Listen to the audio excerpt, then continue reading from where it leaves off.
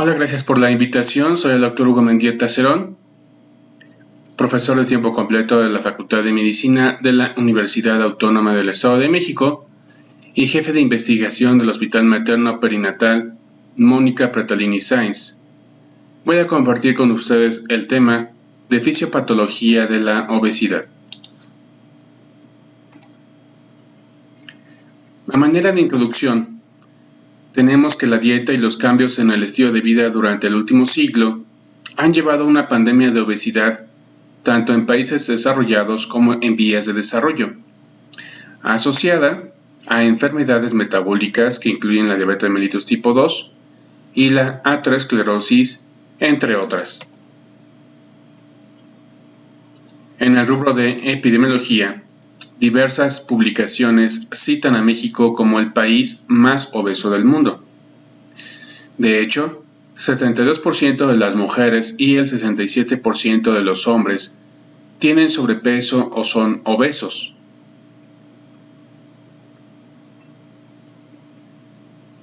Pero ¿cuáles son las causas de obesidad? Las principales serían estas 4. Número 1, malos hábitos higiénico-dietéticos. Número 2, enfermedades endocrinológicas. Número 3, genética. Número 4, fármacos. Acerca del primer rubro, que es malos hábitos higiénico-dietéticos, ¿qué podemos decir de dieta y metabolismo? Sabemos que ante las diversas proporciones de los nutrientes en la dieta, predominan diferentes vías metabólicas, cuyos productos finales repercuten tanto a nivel periférico como central. Conocemos que una distribución equilibrada de macronutrientes se fundamenta en 60% carbohidratos, 20% lípidos y 20% proteínas, llevando a una homeostasis energética, siempre y cuando las kilocalorías sean de acuerdo a la estatura del paciente. Si nos alejamos mucho de estas proporciones, generaremos una distorsión metabólica. Si aumentamos la proporción de lípidos, habrá una tendencia importante a obesidad y con ello al incremento de factores proinflamatorios como interleucina 6, interleucina 1, factor de necrosis tumoral alfa, y todo esto lleva a estrés oxidativo. Al final de cuentas, esta sobrecarga de peso, así como cascadas inflamatorias, producen resistencia a la insulina, disfunción hipotalámica, resistencia a leptina. Por el contrario, cuando aumentamos la proporción de proteínas, se produce un efecto de saciedad en el sistema nervioso central. Tratando de visualizar un poco en este cuadro, vemos en azul el estrecho margen de seguridad metabólica en cuanto a la proporción de lípidos, carbohidratos y proteínas. Si nos alejamos mucho de estos cuadros, tendremos una alteración metabólica.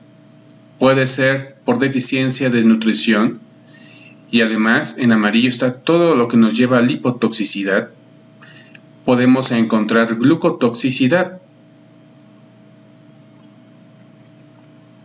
Y un punto clave en nuestra alimentación es ingerir alimentos con un índice glicémico bajo para impedir unas sobrecargas importantes de glucosa que presionan al páncreas a secretar más insulina. Si esto es una vez de manera aislada, no pasa nada. Pero si es continuo todo el tiempo, todos los días, sí generaremos ya a largo plazo no solamente la resistencia a la insulina, sino ya se instaura la falla de la célula beta.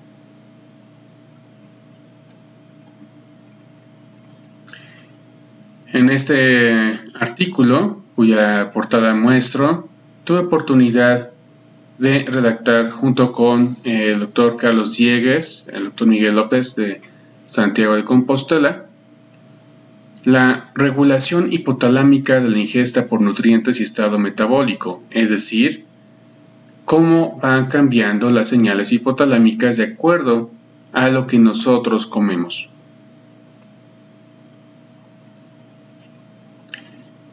Pasando a un punto de patologías endocrinológicas que ocasionan sobrepeso y obesidad, posiblemente todos hemos escuchado acerca de la glándula tiroides y pensamos que el hipotiroidismo tiene una prevalencia suficiente en la población como para ocasionar este problema de salud.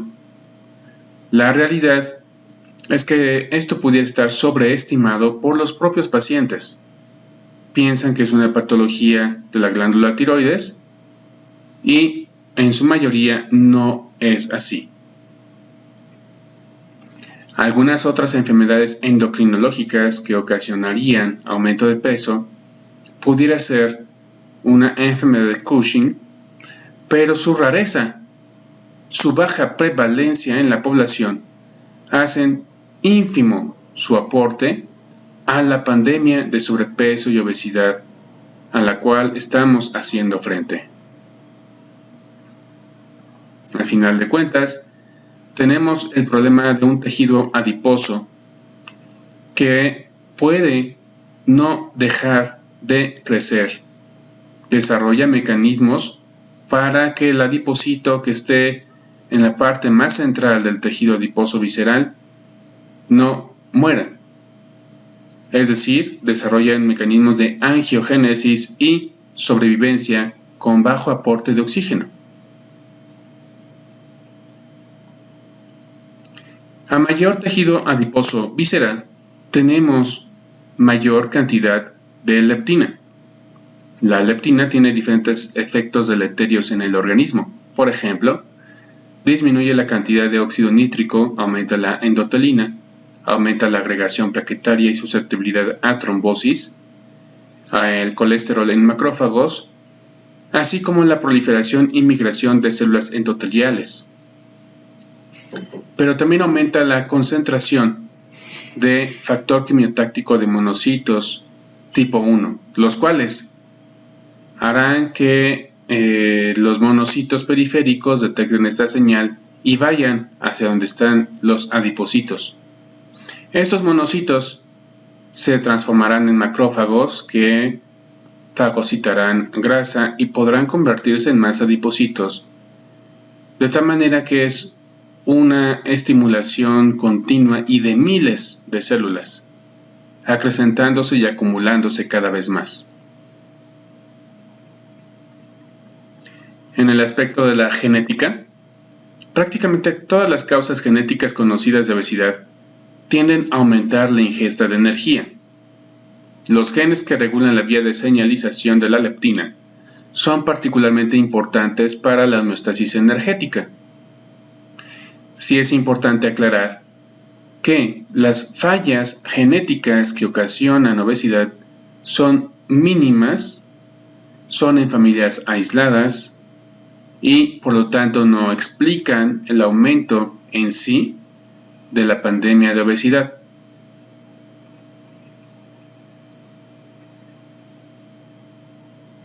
La gran mayoría de los factores genéticos se presume que afectan el peso corporal lo suficiente para causar la obesidad, solo cuando se presentan condiciones ambientales específicas.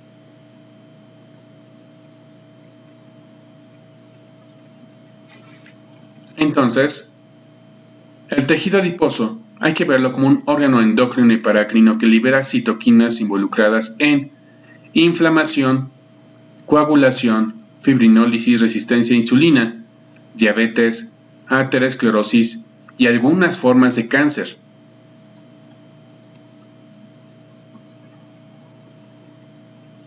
Para ejemplificar esta frase tenemos una imagen que ilustra algunas de las múltiples sustancias que secreta el tejido adiposo, siendo de las más estudiadas la leptina y la adiponectina.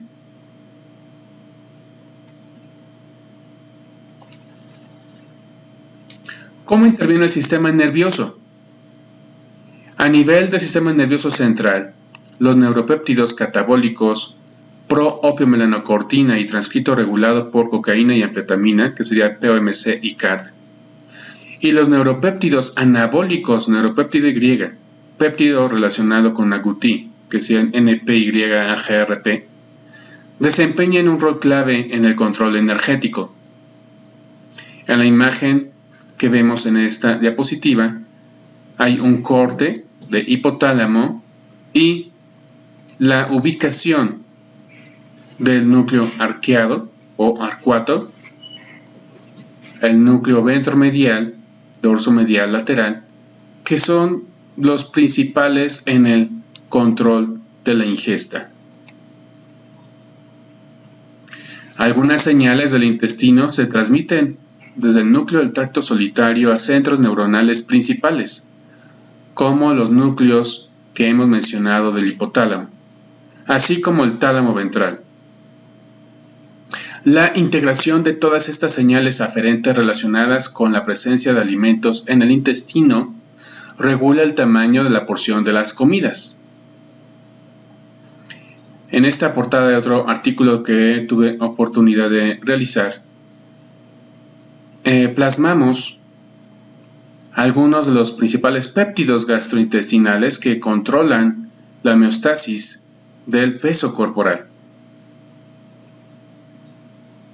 Y entonces tenemos que hay una relación mucho más compleja de lo que podríamos haber pensado en un principio, porque hay un conjunto de señales neuroendocrinas que desde el intestino tienen una participación en la señalización a nivel central.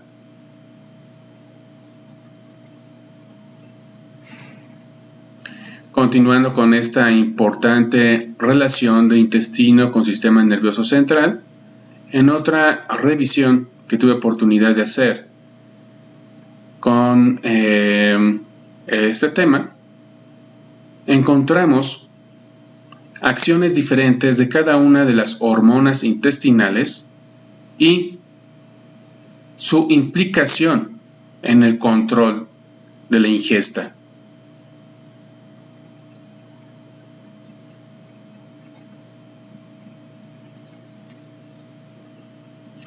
Pero si hablamos de los orígenes de la obesidad, de la fisiopatología de la obesidad, es importante tocar el tema del embarazo. Particularmente en México se presenta un alto consumo de refrescos a la hora de la comida y poca ingesta de verduras a lo largo del día en los hábitos alimenticios de adolescentes embarazadas. Este patrón se asemeja a lo reportado en otros países. Pero ¿cuál es la repercusión de esto? Aquí interviene la epigenética. Se ha reconocido que la programación fetal es una clave determinante para el fenotipo y enfermedades del adulto, postulándose que una adecuada alimentación durante la gestación y la etapa perinatal es una estrategia efectiva para prevenir enfermedades de la etapa adulta. La epigenética implica factores moleculares y procesos alrededor del ADN que regulan la actividad genómica, independientemente de la secuencia del ADN, y son mitóticamente estables. Los cambios epigenéticos involucran tanto al ADN como a la cromatina, modificaciones moleculares que cambian la expresión de los genes y la actividad del genoma. Cuando hablamos de epigenética, nos referimos a cambios, por ejemplo, en los radicales de la secuencia de las bases nitrogenadas. Aquí en color rojo vemos que hay un radical metilo donde debería estar un hidrogenión.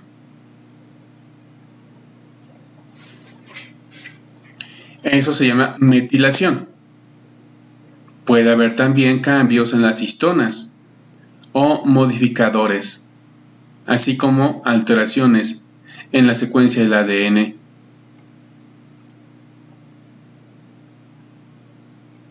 Pero también las exposiciones ambientales pueden inducir una cascada alterada de cambios epigenéticos, como la metilación del ADN en el feto durante el periodo de desarrollo gonadal y la migración de células germinales primordiales.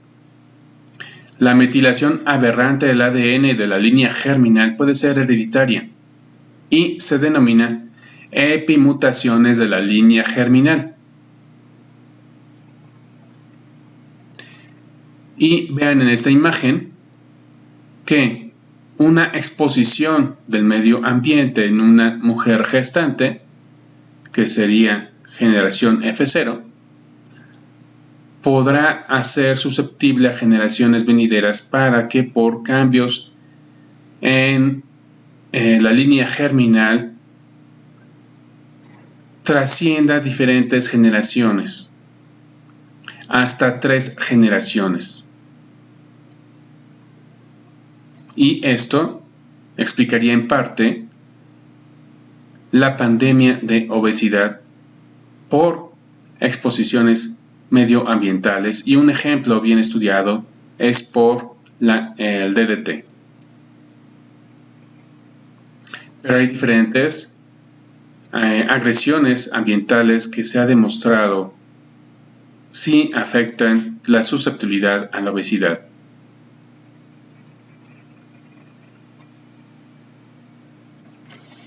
Uno de estos elementos muy peligrosos es el glifosfato, por lo que invito a que tengamos señales de alerta con este elemento contaminante. En relación a la infancia, el aumento en la prevalencia de obesidad entre los niños es particularmente alarmante, debido a enfermedades que antes eran muy poco comunes en este grupo, incluyendo apnea del sueño, hígado graso no alcohólico, con cirrosis resultante, diabetes mellitus tipo 2 ya en los niños, etc.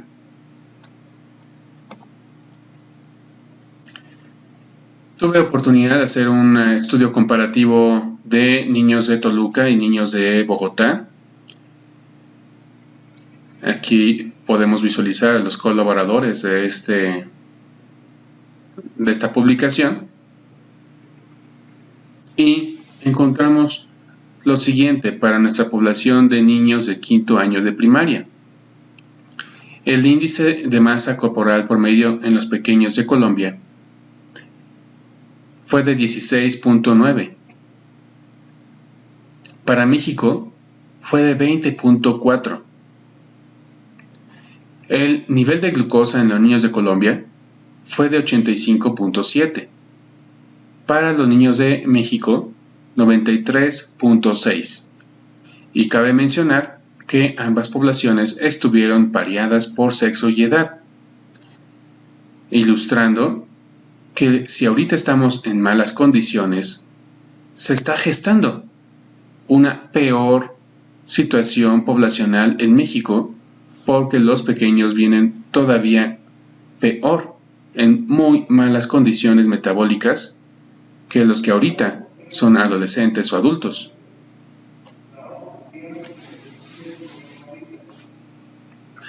Tenemos que hablar del rubro de la psicología.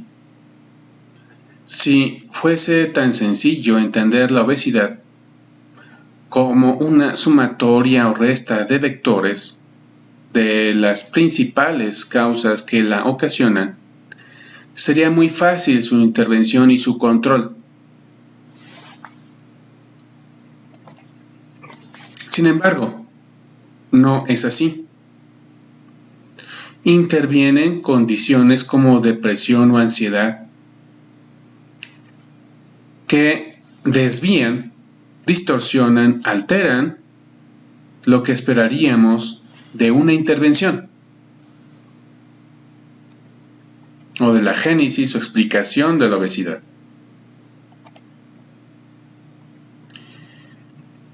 Retomando un libro recientemente publicado por Francisco Salvador Camacho Velasco, podemos encontrarlo en el Fondo de Cultura Económica, mencionan que los cuerpos humanos no son máquinas que responden a cambios de energía como en un sistema cerrado. en la cual se consideraría que el cambio de una energía es por la energía final menos la energía inicial. En el caso del humano, no siendo una máquina cerrada, interviene, por ejemplo, el genoma y todo lo que ello implica. Infinidad de genes que a lo mejor en una familia facilitan el metabolismo de carbohidratos o no, que facilitan el metabolismo de lípidos o no, dejando aparte patologías muy concretas y específicas que evidentemente tienen una mutación o una falla ya estudiada. Nuestro genoma tan complejo sí puede ser la explicación de que haya sujetos con dificultades para bajar de peso, y aparte agregamos la psicología, y aparte agregamos malos hábitos higiénicos, dietéticos, es una bomba que canaliza todo a incrementar de peso.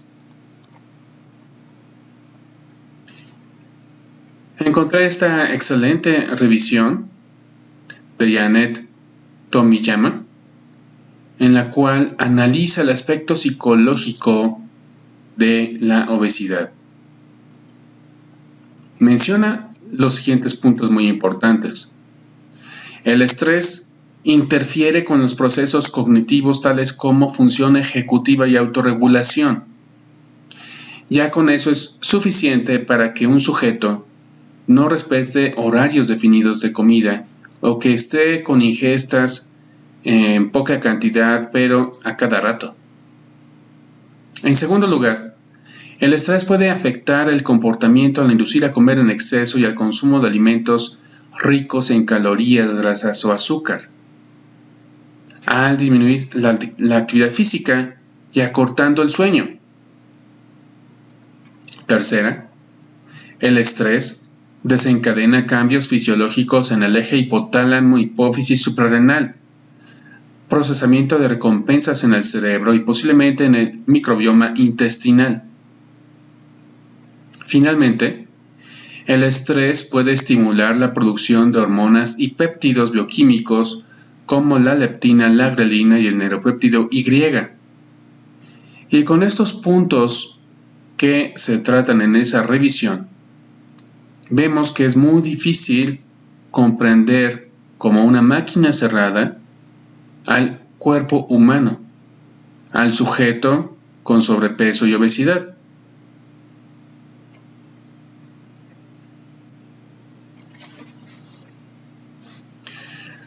No podemos dejar de hablar acerca de la mercadotecnia. Creo que todos hemos sido víctimas de esta situación. Hasta antes de la identificación, por ejemplo, con los sellos de la Secretaría de Salud, pudimos haber comprado más productos con el anuncio de la palabra light, siendo que de acuerdo a diferentes estudios oficiales no tienen nada de light. Mantienen la misma proporción de calorías, principalmente los que son altos contenidos de grasa.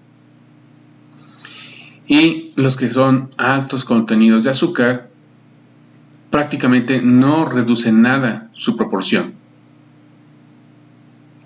También, seguramente muchos de nosotros, al ver estos sellos, vimos que lo que compramos antes, como por ejemplo galletas naturales, light o artesanales, resulta que tienen la misma cantidad de sellos, porque tienen la misma cantidad de kilocalorías o tienen grasas trans.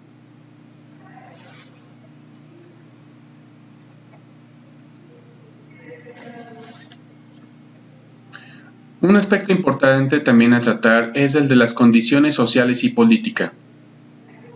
Un hábitat amigable con el ambiente que facilite una vida sana, con sitios de esparcimiento y transporte con ciclorrutas, por ejemplo, sería una estrategia masiva gubernamental para mejorar la salud de la población. Si visitamos o vemos documentales de países desarrollados, la mayoría tendrá un medio de transporte sano, baja contaminación y facilidad para que la gente acuda a un parque recreativo a hacer ejercicio, actividad física de cualquier índole, a cualquier hora. Situación que desafortunadamente no podemos hacer en nuestro país por la situación pues de falta de seguridad.